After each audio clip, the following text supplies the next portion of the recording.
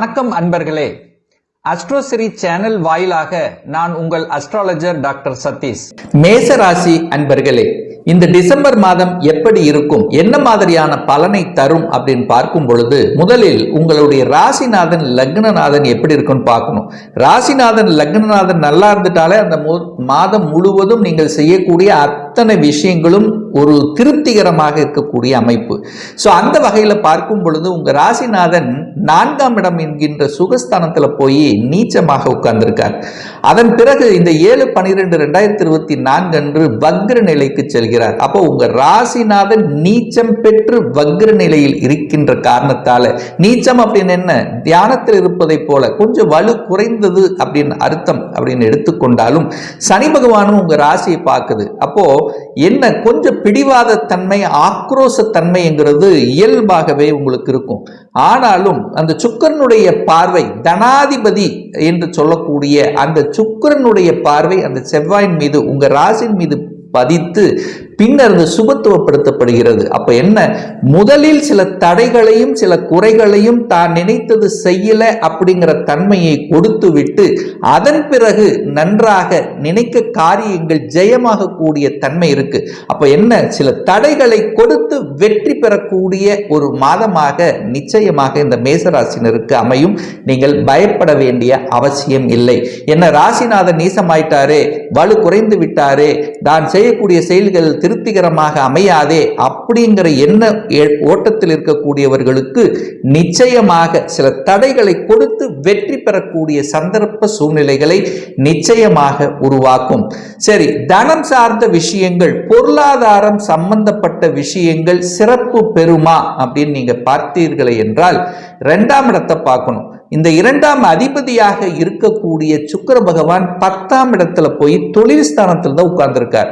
2ஆம் அதிபதி தொழில் ஸ்தானத்தில், அது சனியினுடைய வீட்டில், தனக்கு பிடித்த நண்பர் என்று சொல்லக்கூடிய சனியினுடைய வீட்டில் அமர்ந்திருந்து அந்த சுக்கிரனுக்கு வீடு கொடுத்த சனி பகவான் ஆட்சி பலம், மூல திரிகோண பலம் பெற்று வலிமையாக இருக்கக்கூடிய இந்த காலகட்டத்தில் தனத்தை தரக்கூடிய தனக்காரகன் என்று சொல்லக்கூடிய அந்த குரு பகவான் தனஸ்தானத்தில் இருப்பது நிச்சயமாக இந்த மேசராசி என்பவர்களுக்கு பொருளாதார மேன்மையை தரக்கூடிய ஒரு நல்ல அமைப்புள்ள மாதமாகத்தான் விளங்குகிறது. இப்ப தனத்தில் எந்த குறைபாடும் உங்களுக்கு கொடுக்க போவதில்லை.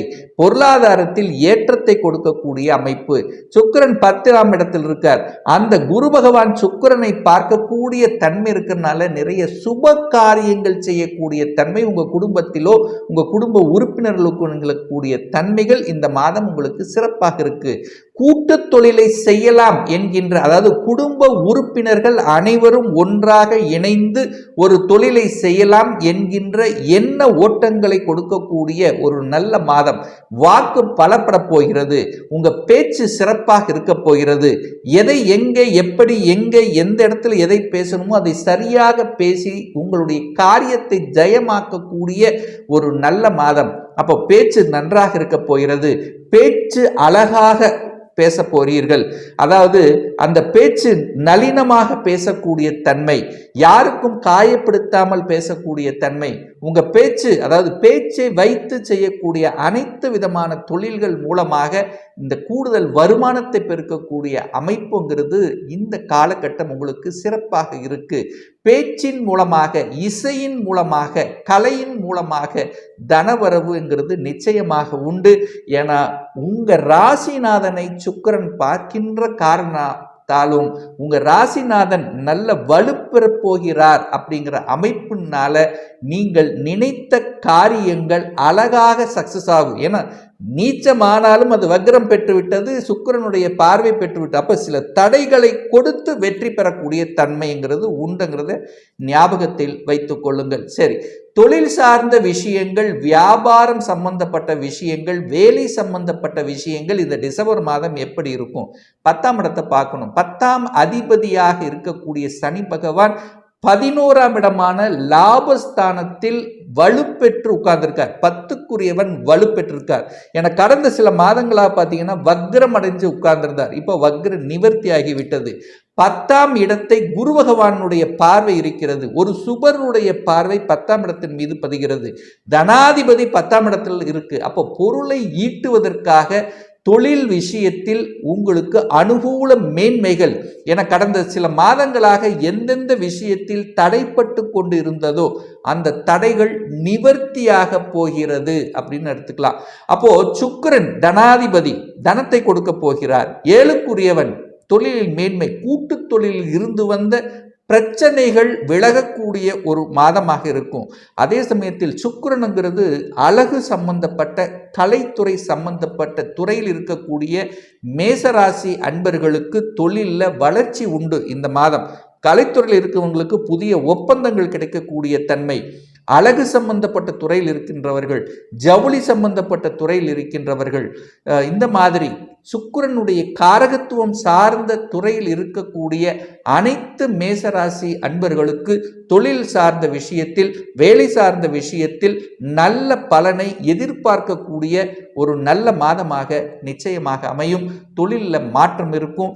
இடமாற்றம், வீடு மாற்றம், அதாவது தொழிலுக்காக வேலைக்காக வீடு மாறுவது, உத்தியோக மாற்றம், இந்த மாதிரி எந்த மாற்றங்கள் வந்தாலும் அதை ஏற்றுக்கொள்வது புத்திசாலித்தனம்.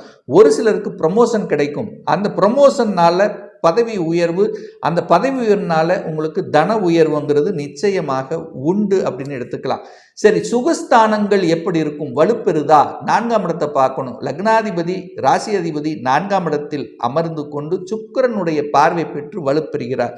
அப்போ கடந்த மாதத்தில் செவ்வாய் பகவான் நீச்சமாக அமர்ந்திருந்து வீடு வாங்கணும், ஒரு நிலம் வாங்கணும், ஒரு இடம் வாங்கணும், இதுல தடைப்பட்டு கொண்டிருந்த இந்த மேசராசி என்பவர்களுக்கு இந்த மாதம் அந்த தடை நிவர்த்தி ஆகிறது. சுக்கிரன் பார்த்துடுறார், உங்க ராசிநாதனை பார்த்துடுறார். அப்போ சுக்கிரன் பார்க்கும்போது பிருகமங்கல யோகம் இருக்கிறது. செவ்வாய் சுக்கிரனால நல்லது நடக்கக்கூடிய தன்மை. என்ன நல்லது நடக்கும்? ஒரு பூமி சார்ந்த விஷயத்தில், ஒரு பூமி வாங்கணும் அப்படின்னு 2 மாதமா அலைந்து திரிந்து இடத்தை வாங்கணும் அப்படின்னு நினைச்சிட்டு இருந்தாங்கல்ல, அது வாங்கக்கூடிய யோகம் உண்டு. வீடு கட்ட வேண்டிய யோகம், அல்லது திடீரென்று வீடு கட்டின வீட்டத்தை வாங்கக்கூடிய யோகம். அப்படி வீடு சம்பந்தப்பட்ட அனைத்து விஷயத்திலும், வீட்டில் சுப காரியங்கள் செய்யக்கூடிய விஷயத்திலும் நன்மை பயக்கக்கூடிய தன்மைங்கிறது இருக்கு.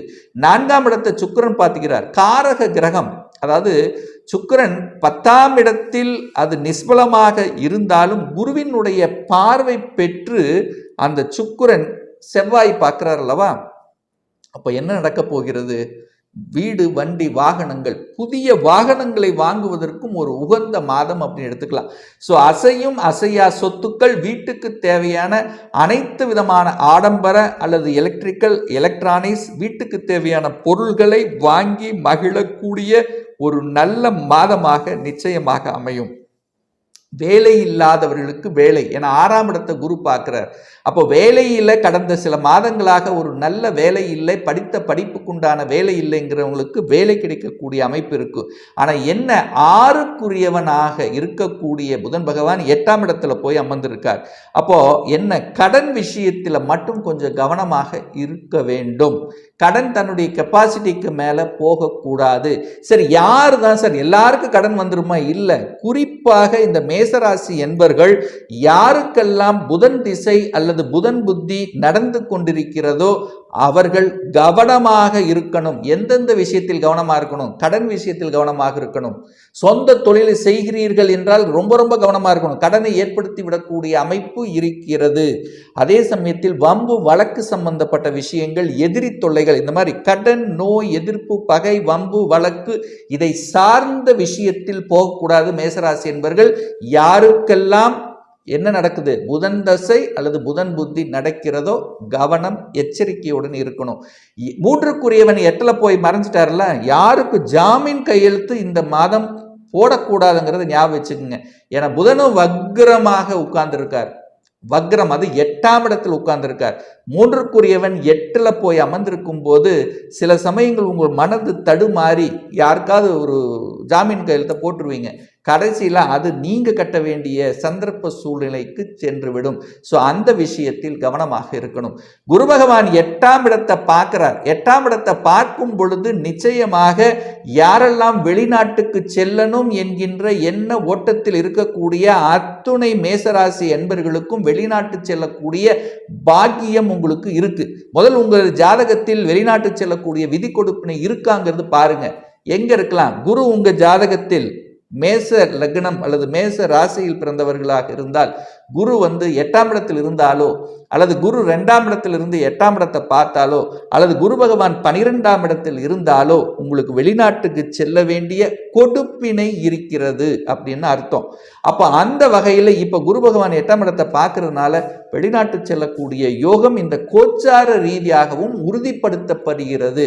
அப்ப என்ன, வெளிநாட்டில் வேலை பார்க்கலாம், வெளிநாட்டு சம்பந்தப்பட்ட ஏற்றுமதி இறக்குமதி சம்பந்தப்பட்ட துறையில் நீங்க என்ட்ரி ஆகலாம் அப்படிங்கிறத ஞாபகத்தில் வைத்துக் கொள்ளலாம். சரி, ஹெல்த் சார்ந்த விஷயத்தில் கொஞ்சம் கவனமாக இருக்கணும். ஏன்னா 6க்குரியவன் 8ல போய் மறைஞ்சிருக்கார், சூரியனும் 8ஆம் இடத்தில் உட்கார்ந்துருக்கு. அப்போ என்ன, ஒரு சிலருக்கு காய்ச்சல், சூரியன்ங்கிறது காய்ச்சல் வருவதற்கான வாய்ப்புகள், எலும்பு சம்பந்தப்பட்ட தொந்தரவுகள், நரம்பு நியூரோ சம்பந்தப்பட்ட தொந்தரவுகள், அதே சமயத்தில் வயிற்று சம்பந்தப்பட்ட ஜீரணம் சம்பந்தப்பட்ட தொந்தரவுகள் வருவதற்கான வாய்ப்புகள் இருக்கு. ஸோ அதில் கொஞ்சம் கவனம் எச்சரிக்கையுடன் இருக்கணும் என்று ஞாபகத்தில் வச்சுங்க. குழந்தைகள் நலன் திருப்திகரமாக இருக்குமா? 5க்குரியவன் 8ல போய் மறைஞ்சார், சின்ன சின்ன தொந்தரவுகள் கொடுத்து கொண்டிருந்ததுலவா, அது அத்தனையும் இந்த 15ஆம் தேதிக்கு அப்புறம் அது விலக காத்து கொண்டிருக்கிறது. குழந்தையின் பேச்சு கேட்கல, குழந்தையினால சில வருத்தங்கள் அடைந்திருக்கக்கூடிய இந்த மேசராசி என்பவர்கள் வருகின்ற 15/12/2024 அப்புறம் அத்தனையும் விலகப் போகிறது. என 5க்குரியவன் பாக்கியஸ்தானத்தில் வரும்போது குழந்தைகளால் பாக்கியம், உங்களால குழந்தைக்கு பாக்கியம், குழந்தைகளால உங்களுக்கு பாக்கியம், அத்தனையும் சிறப்பாக இருக்க போகுது அப்படின்னு ஸ்ட்ராங்கா சொல்லலாம். ஒரு நல்ல தெய்வ வழிபாடு இந்த மாதம் இந்த மேசராசி என்பதில் எடுத்துக்கொண்டால், உங்க ராசிநாதன் 4ல போய் அமர்ந்து நீச்சமாக உட்கார்ந்திருக்கிற ஒரே காரணத்துக்காக செவ்வாய்க்கிழமை தோறும் முருகப்பெருமானை சென்று கெட்டியாக பிடித்து கொண்டாலே உங்களுடைய மனம், எண்ணம், செயல், சிந்தனைகள் சிறப்பு பெறும்ங்கிறதுல மாற்று கருத்தே கிடையாது.